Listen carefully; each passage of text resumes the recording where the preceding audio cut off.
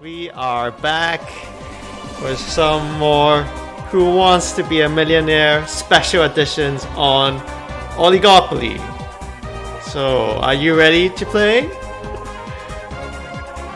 Let's start.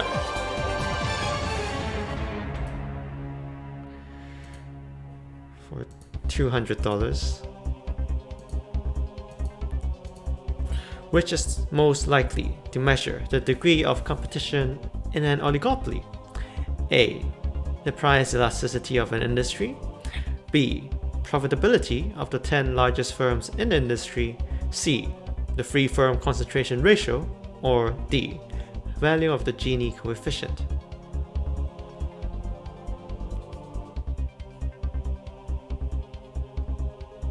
Make your pick. I'll give you 5 seconds. 5, 4, 3, 2, 1. Is that your final answer? Yeah, you're right. It would be the free firm concentration ratio. Or I hope you got it right. Yeah. The Gini coefficient is to measure inequality, so it's not that. Profitability of the 10 largest firms doesn't really reflect the degree of competition. Price elasticity, again, it's to do with the price elasticity, but not the degree of competition, right? So the concentration ratio would be the best measure. Oh, $2,000. Didn't notice it's 10 times more actually. Game theory can be used to illustrate which of the following examples of competitive behavior?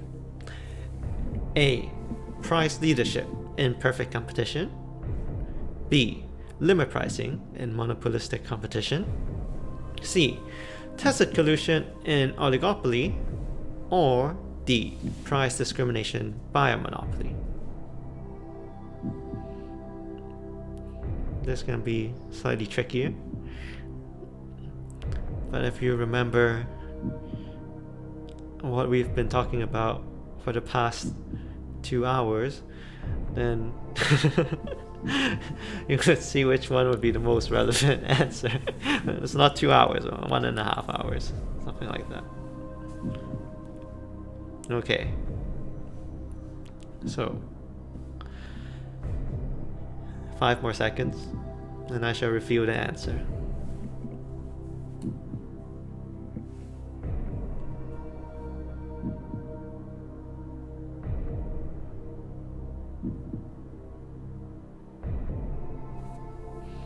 Okay, have you got your final answer ready? You gotta chant it in your heart.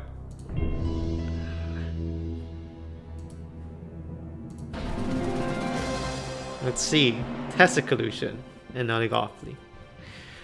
So as we can see here, it won't be A, price leadership in perfect competition, because there wouldn't be price leadership in perfect competition. All the firms would be taking the price of the market, so price leadership would occur only in oligopoly, during tacit collusion. B, limit pricing in monopolistic competition, again, irrelevant. You probably won't do limit pricing in monopolistic competition because the barriers to entry are pretty easy, so there's really not much point because there are many buyers and sellers anyway as well. Price discrimination by a monopoly, again, irrelevant because a monopoly isn't really competitive. It's the only company in the entire industry, so it must be tacit collusion in oligopoly. And game theory would be able to illustrate that through the interreaction or the interdependence between the companies and the way they price their products and the way they react to each other's pricing, which is kind of like the grid matrix thing that we looked at. Okay, next one. For $16,000, what is the 8 firm concentration ratio for the brewing industry? A. B. So I'm not going to pronounce all the percentages. I'm going to save my breath. So we've got quite a few beer brands here. None of which that I particularly like. Okay, so how do you calculate the concentration ratio? And when it says 8 firms, which 8 firms do you need to consider? So if you're doing this in your head, you'd probably take more time than doing it on a calculator. So you can pause this, but for those of you who have done it on the calculator, do you think you've got the correct answer? Actually, I want to do it as well. I want to know if they're like an oligopoly. I mean, they should be. Oh, it doesn't exceed. Yeah, the top 4 firms doesn't exceed 60%, so yeah, never mind. Okay, you think you got the right answer? I hope so. So you just have to add up the top 8, right? So 22 plus 13 plus 9 plus 7 plus 3 plus 3 plus 3 plus 2. So the 8 firm concentration ratio is just the sum of all the market share of the top 8 companies, or the leading 8 companies. Yeah.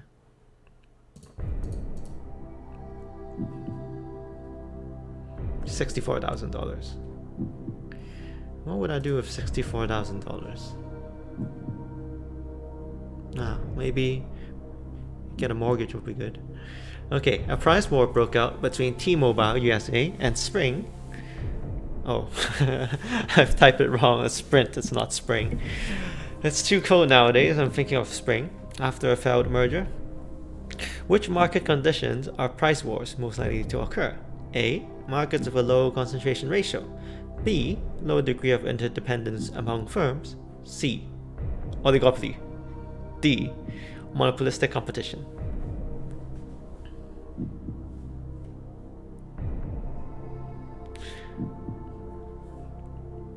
Hopefully this is not too obvious.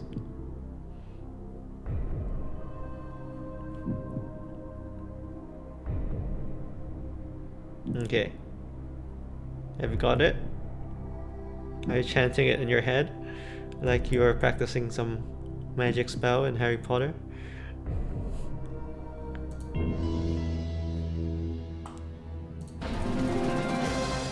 Okay, it would be C, oligopoly, yeah. So it's more interesting to see why the others aren't correct.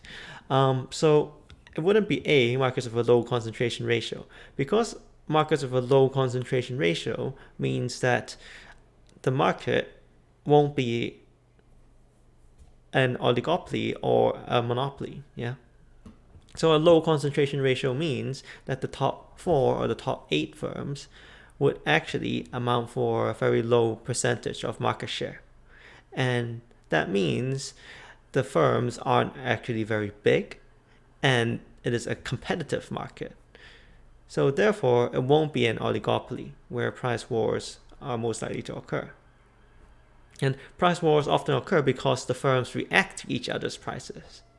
So you won't have firms react to each other's prices that much when you've got lots of firms or lots of companies in the market. Such is monopolistic competition and perfect competition. So it won't be A. Low degree of interdependence among firms, it won't be B, like we said. So if there's a low degree of interdependence, certainly they won't react to each other's prices to cause a price war. So they won't decrease their prices more and more. And we explained why it's not monopolistic already. So therefore it must be oligopoly. Yeah. Sounds simple when I explain it, doesn't it?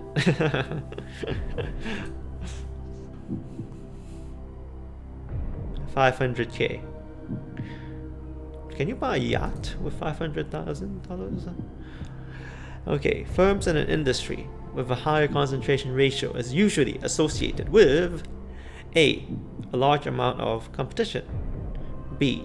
Few economies of scale. C. A lower degree of efficiency. Or D. Lower prices and profits. So in the previous question, we explained what a low concentration ratio means. So what does a high concentration ratio mean? And how would that affect the market?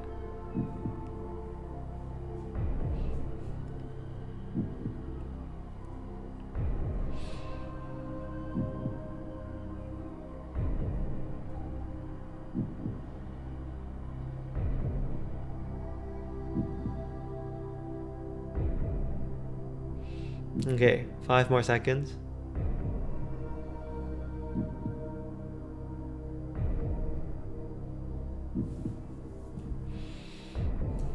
Are you confident with your answer? So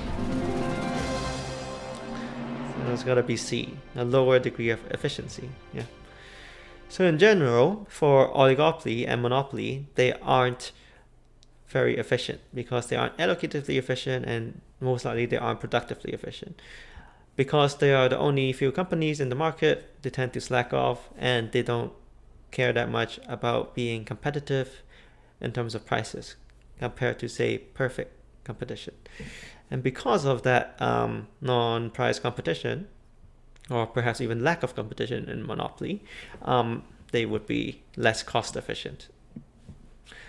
So let's see why A, B, and D are incorrect. So a large amount of competition would be a low concentration ratio, because again, the top firms will account for a very low amount of market share, means that the market is not dominated by a few big firms. So a high concentration ratio is when a market is dominated by a few big firms, such that the top 4 or the top 8 firms would account for supplying to most of the market, like 80% or 100%. Yeah. So it won't be A. B, few economies of scale. If there's a high concentration ratio and a few firms dominate the market, there would be high economies of scale, because they would be supplying most of the market, they'll be producing a lot of goods and services, then they can take advantage of economies of scale and produce things at a lower cost, which acts as a barrier to entry. Yeah, so it won't be B, because it should be high instead of few economies of scale. And D, low prices and profits. It won't be low prices and profits, especially if you only have a few firms in an industry. They would try to maximize profits. Same for monopolies as well, and the prices tend to be slightly higher. So compared to the more efficient market structures of perfect competition and monopolistic competition. Yeah. Okay. So it won't be D. For the final question of a mystery prize over $1 million. Supermarkets in an oligopoly are keeping prices stable for 800-gram white loaf bread. One reason for this might be A, heavy regulation prevents tacit collusion. B, supermarkets are unable to engage in non-price competition. C, firms know a change in pricing will affect the prices of other firms. Or D, price cut by one supermarket mean others leave prices unchanged.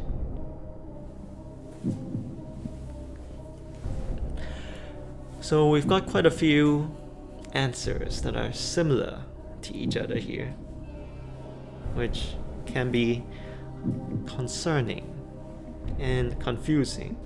And that's the point. The real world is often concerning and confusing. How are you going to find your way through the maze of life? This is some philosophical pog.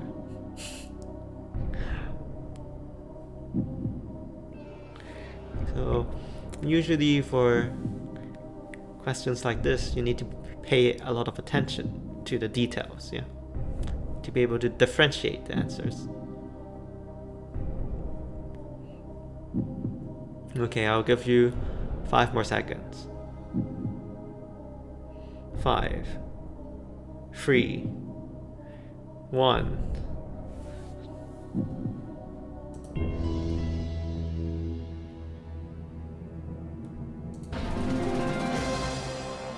So it's C.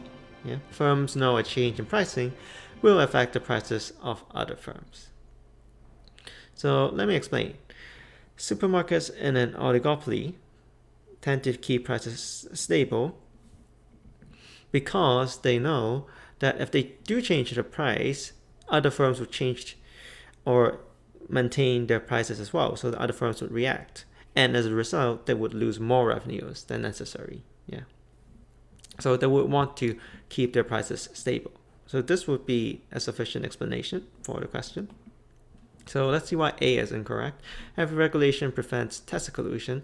Yes, heavy regulation does help prevent tacit collusion, but it doesn't explain why this would cause prices to be stable. In fact, tacit collusion can make prices stable as well, because they might be doing price leadership and following each other's prices.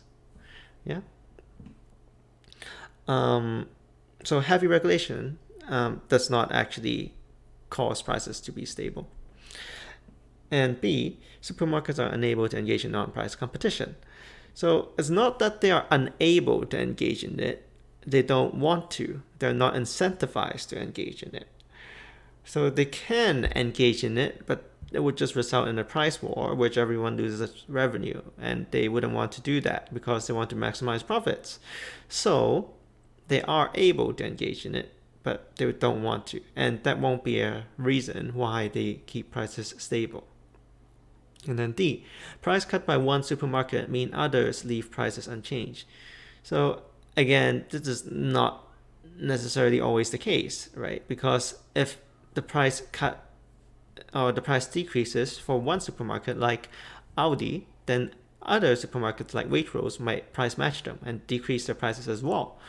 So supposedly the supermarkets should also decrease the price to protect their market share from the competitors. So it shouldn't be D, like the statement is incorrect by itself. And also, of course, it doesn't explain why they are keeping their prices stable if D is true.